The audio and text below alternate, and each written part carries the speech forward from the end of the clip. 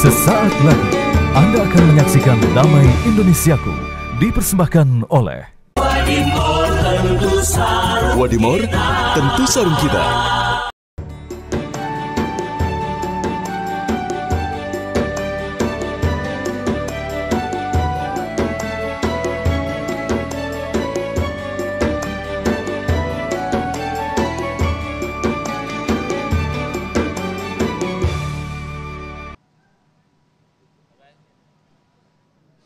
Bismillahirrahmanirrahim. Assalamualaikum warahmatullahi wabarakatuh. Alhamdulillahirabbil alamin. Allahumma shalli ala Sayyidina Muhammad wa ala ali Sayyidina Muhammad. Segala puji bagi Allah. Senang sekali saya Muhammad Sofyan pemirsa kembali menyapa Anda dalam Majelis Ilmu Damai Indonesiaku. Yang pada kesempatan siang hari ini pemirsa, alhamdulillah kita bersiaran langsung dari Masjid Al-Muttaqin Komando Armada RI, tepatnya di Jalan Gunung Sahari, Kemayoran, Jakarta Pusat. Nah, tema yang akan kita angkat atau kita bahas pada kesempatan siang hari ini, persis apa yang Anda saksikan di VT tadi, apalagi akhir-akhir ini kita dihebohkan dengan berita yang viral seorang wanita menabrak korbannya hingga meninggal dunia gara-gara mabuk. Nah, tema yang akan kita angkat pada kesempatan siang hari ini yaitu mabuk, tiket sengsara dunia akhirat. Bersama guru-guru kita akan membahas Kiai Haji Syarif Matnaji dan juga Ustadz Jumharudin. Inilah Damai Indonesiaku yang dipersembahkan oleh Sarung Wadimor, tentu sarung kita. Selamat mengikuti. Assalamualaikum warahmatullahi wabarakatuh. Alhamdulillahilladzi ahalla lana at-thayyibat wa harrama alaina al-khaba'ith. Allahumma salli wa sallim wa barik ala nabiyyina Muhammadin sallallahu alaihi wasallam wa ala alihi wa ashabihi wa man sara ala nahjihi bi ihsanin ila yaumiddin, amma ba'd. Yang saya hormati Bapak Dr. Dene Hendrata SE MMA, Panglima Koarmada RI. Semoga senantiasa di dalam kesehatan, Pak. Yang saya hormati Bapak Kepala Staf Koarmada RI, Bapak Laksamana Muda TNI Diung Rio Duta. Semoga juga di dalam kesehatan.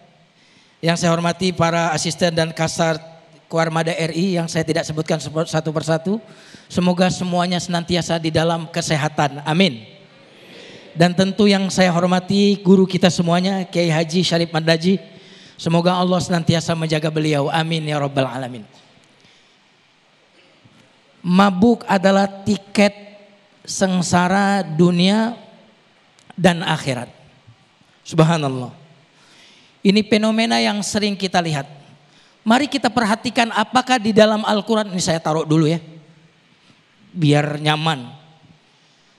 Apakah di dalam Al-Quran ada berbicara tentang sesuatu yang memabukkan? Jawabannya ada. Silakan dibuka surat Al-Maidah ayat 90. Saya yakin sih di sini nggak pada bawa Quran, soalnya udah hafal semua. Amin ya rabbal alamin. Allah Subhanahu wa taala berfirman tentang sesuatu yang memabukkan atau minuman keras. Bismillahirrahmanirrahim. Ini seraknya bukan karena mabuk ini. Ya ayyuhalladzina amanu innamal khamru.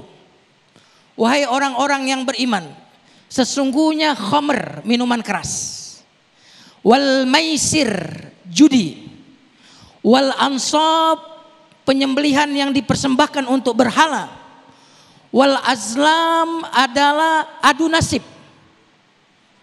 rijsun, coba kita perhatikan, rijsun, kotor, najis, buruk. Perhatikan kalimat ini, rijsun. Min amali syaitan, termasuk perbuatan setan.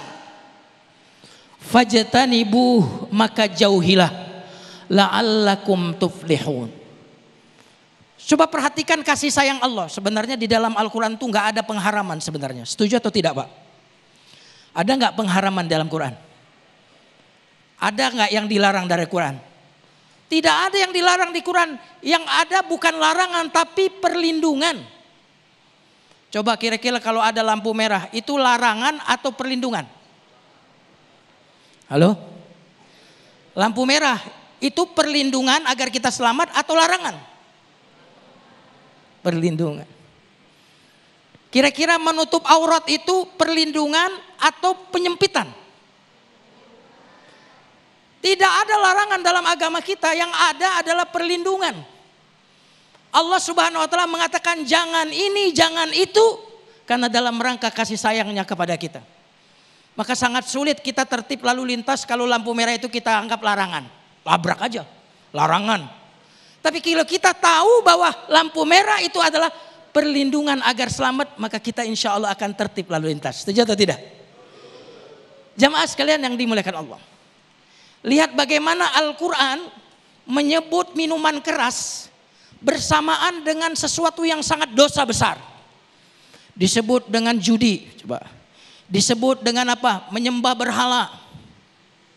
Disebut dengan apa namanya? Tukar nasib. Apa istilahnya Ustaz? Tukar nasib itu Ustaz? Azlam. Azlam itu apa? Tukar nasib Ustaz. Tukar nasib. Lihat bagaimana minum keras disejajarkan dengan menyembah berhala.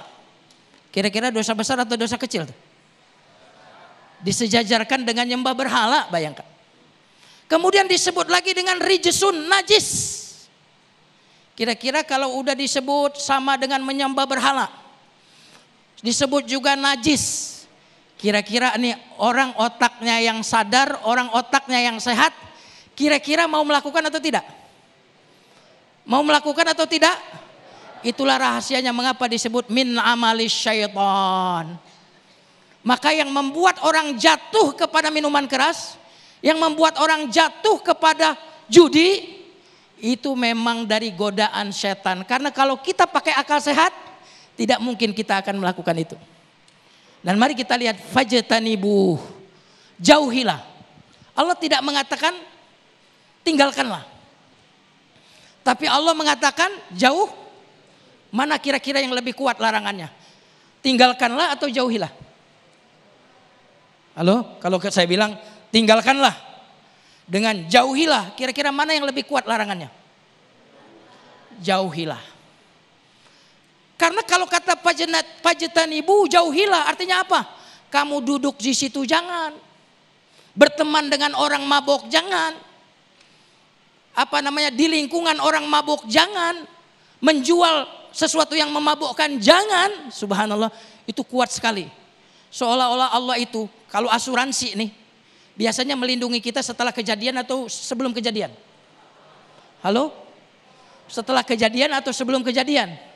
Asuransi yang dibuat manusia adalah melindungi kita setelah kejadian. Tapi asuransi dari Allah melindungi kita sebelum kejadian. Jauh-jauhilah itu semua. Subhanallah. Makanya ketika melarang zina, jangan berzina atau jangan deketi zina.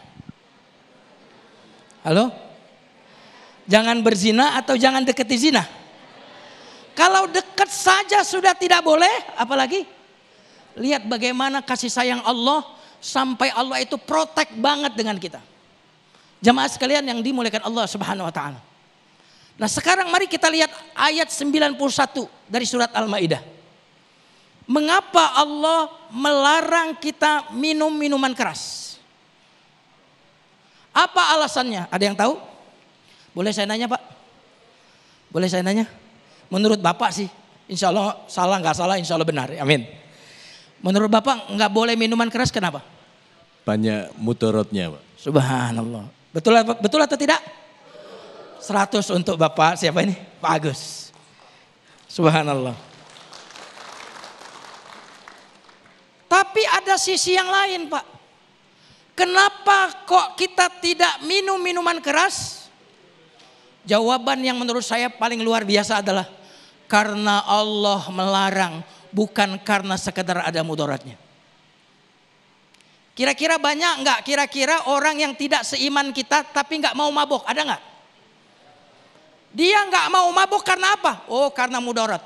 Tapi kita sebagai umat Islam, kenapa kamu enggak mabuk? Kenapa kamu enggak minum keras? Bukan karena dia itu mengandung sesuatu yang membahayakan saya, tapi itu karena Allah larang saya, maka itu yang membuat saya meninggalkannya. Subhanallah. Seandainya Allah larang saya yang halal pun saya akan tinggalkan. Karena saya di hadapan Allah adalah sami'na, bukan sami'na wa pikir-pikirna. Baik, Masya Allah, terima kasih Ustaz Jumharudin yang telah memberikan mukaddimah di segmen 1 ini. Itu mengapa Allah dan juga Islam mengharamkan khamar atau minuman keras. Dengan mendekati saja, maka segala sesuatu perbuatan buruk akan berkaitan ketika kita mendekati atau bahkan mengkonsumsi minuman keras. Maka keburukan-keburukan atau kejahatan-kejahatan sangatlah mudah kita lakukan. Nauzubillah, summa nauzubillah. Itu mengapa khamar dilarang oleh Allah Subhanahu wa Ta'ala. Nah, di segmen berikut masih berkaitan dengan khamar adalah pintu jalan menuju sengsara dunia dan akhirat. Insya Allah akan dijelaskan lebih lengkapnya bersama guru kita Kiai Haji Syarif Matnaji. Sesaat lagi tetap bersama kami di Damai Indonesiaku yang dipersembahkan oleh Sarung Wadimor, tentu sarung kita.